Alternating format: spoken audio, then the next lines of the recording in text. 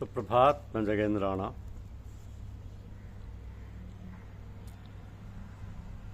आध्यात्म विद्या का प्रादुर्भाव, यह हमारी आज की आध्यात्मिक चर्चा का विषय। आध्यात्म विद्या का प्रादुर्भाव।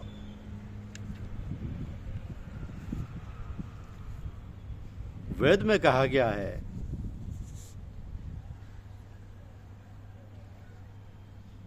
कि सृष्टि से पूर्व कल्प में जैसी सृष्टि थी वैसी ही वर्तमान सृष्टि का निर्माण भगवान ने किया है,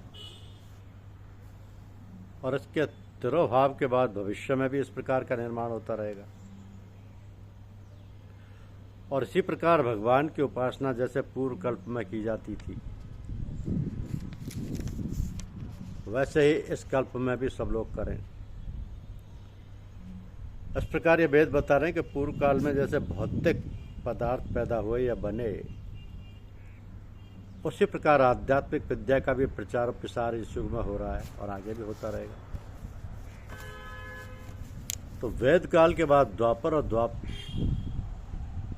और कलयुग के संयोजन, वेद काल के बाद द्वापर और कलयुग के संयोजक भगवान कृष्ण ने श्रीमद् भागवत गीता अध्याय 4 श्लोक 1, 2, 3 द्वारा यही बात कही।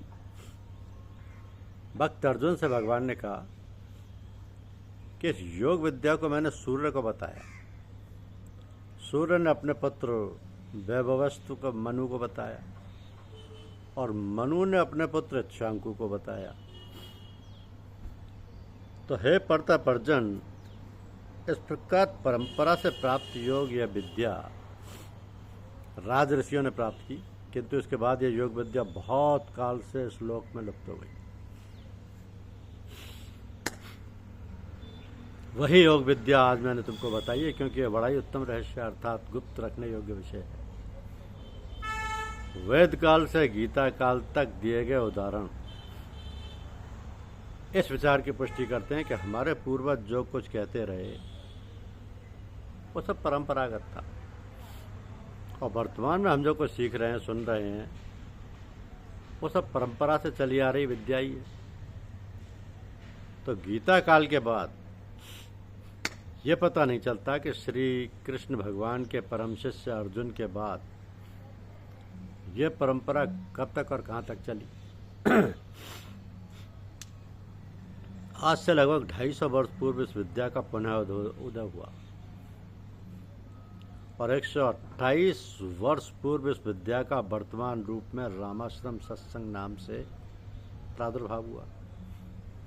और भारत में नहीं अपितु विदेशों में भी इसका प्रसार द्रुत गति से हो रहा है।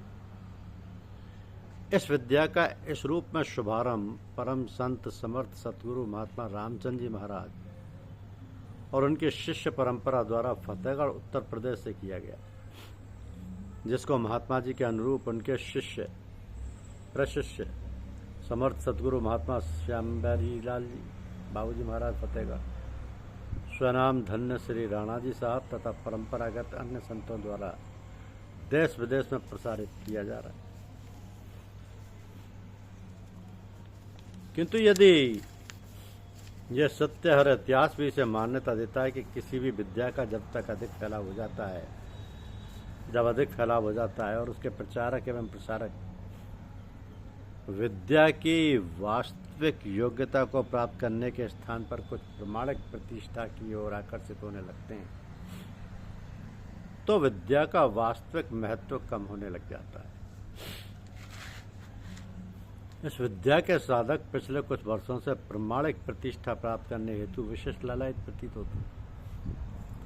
वैसे प्रमाणिक प्रतिष्ठा प्राप्त करना बुरा नहीं है, परंतु इसके साथ योग्यता, क्षमता, सहिष्णुता, सदाचारिता, सरलता, निरहंकारता जैसी योग्यता का होना परमावश्यक है। रामाश्रम सत्संग द्वारा प्रदत्त प्रमाणिक प्रतिष्ठा की 3 श्रेणियां प्रचलित हैं। पहला दीक्षित, दूसरा इजाजत जिसे आचार्य कहा जाता है, और तीसरा तकमील जिसे पूर्ण आचार्य कहा जाता है। वैसे हमारे पूर्वज इन तीनों प्रतिष्ठा प्रमाण पत्रों को पाकर अपने को सेवक समझते हुए धोबी और मैतर की संज्ञा देते हैं। इसी संदर्भ में इस रामाश्रम सत्संग के निर्माता दादा गुरु महात्मा जी का कहना था कि यदि कोई साधक ऊंची हालात पर पहुंच गया और उसका अखलाक ठीक नहीं है तो उसकी वो हालत मक्र है। इसी कारण दादा गुरु महात्मा जी, चचा जी और पूज्यपाद बाबूजी महाराज को अपने को धोबी और मैतर की संज्ञा देते रहें। ये स्मरणीय है कि धोबी और मैतर जहाँ हमारे बाह्य मलमूत्र और गंदगी को साफ करते हैं, वहीं संत महात्मा और गुरुदेव हमारे अंतःकरण के मल विक्षेप आदि को धोने और साफ करने की महान कृपा करते हैं, जो हमने अनेक जन्मों से संग्रह कर रखी है। तो अंतःकरण के मल विक्षेप दूर करना कितनी कठिन और दुरूह क्रिया होगी, इसे तो सतगुरु ही जानते हैं। किंतु हम स्वयं भी संयम में रहकर मल विक्षेप से अपने को बचाने का प्रयत्न करें तो संभव है इनका पुनराक्रमण ना हो, क्योंकि शरीर रहते हुए कुछ भी हो जाना संभव है। एक साधक होने के नाते सत्संग की कार्यप्रणाली पर ध्यान दिलाना चाहता हूँ कि रामाश्रम सत्संग में समर्पण पर विशेष ध्यान दिया जाता है। समर्पण को उर्दू भाषा में फना कहा गया है। समर्पण करने वाले साधक या फना होने वाले मुरीद को फना या समर्पण के पहली दशा में प्रतीत होने लगता है कि उसका शरीर, उसके अंग प्रत्यंग, यहाँ तक कि उसकी शक्ल सूरत भी उसके गुरुदेव जैसी हो जाती है। इससे स्पष्ट होता है कि जब नाशवान देह साधक में उतर आई तो आध्यात्मिक ऊंचाइयां भी उतर आएंगी जो आत्मा से संबंधित होंगी। इस प्रकार जब शरीर उतर आया तो ये भी अनिवार्य है कि शारीरिक अवगुण भी उतर आएंगे, जिन्हें हम काम, क्रोध, मद, लोभ, मोह और मत्सर की संज्ञा देते हैं। इस दशा में यह सत्संग क्या रंग लाएगा, इससे ईश्वर या सतगुरु ही जान सकते हैं। और महाजनों येन गतय यस्सा पंथ के अनुसार महाजन के नाम पर काम, क्रोध, मद, लोभ, मोह और मत्सर से युक्त मार्ग का ही अनुसरण होने लगेगा। इसलिए गुरुदेव की दया कृपा की छत्र छाया में साधक को अपने को संयम में रखकर अपने को संत बनने या समझने से पूर्व मनुष्य बनने का प्रयत्न करते रहने होगा और फिर इसी क्रम को बढ़ाते बढ़ाते पूर्ण मानव की स्थिति प्राप्त करने को प्रयासरत रहना होगा। और तब संत, परम संत और महात्मा आदि की हालत को पार करते हुए सतगुरु की हालत तक पहुंचा जा सकेगा। और तभी आगे आने वाली पीढ़ी को हम इस विद्या का प्रसार सच्चे अर्थों में करने का संदेश दे सकेंगे। और तभी गुरुदेव द्वारा प्रदत्त दीक्षा, इजाजत और तकमील जैसे प्रमाण पत्र सार्थक और मान्य किए जा सकेंगे। इसलिए गुरुजनों से प्रार्थना है कि हम अपने को अपने पूर्वजों की भांति धोबी और मैतर समझें। ऐसी दया हो ताकि हम इजाजत और तकमील प्राप्त करके अपने को संत, महात्मा, गुरु और सतगुरु समझने और कहलाने की होड़ में शरीक ना हो जाएं।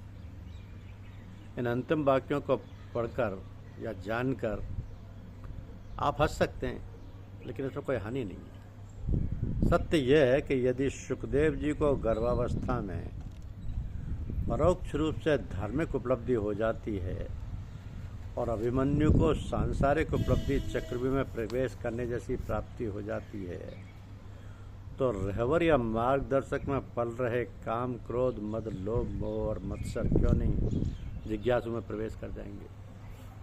इसलिए पुनः प्रार्थना है कि अपने को नीचा ही रहने और समझने की दया बनाए रखें, क्योंकि अपनी तो बस इतनी ऊंचाई की याचना है और हालात भी। एक शेर है कि मैं तो छोटा हूं, झुका दूंगा कभी भी अपना सर। सब बड़े ये तय कर लें कि कौन है सबसे बड़ा। ओम शांति।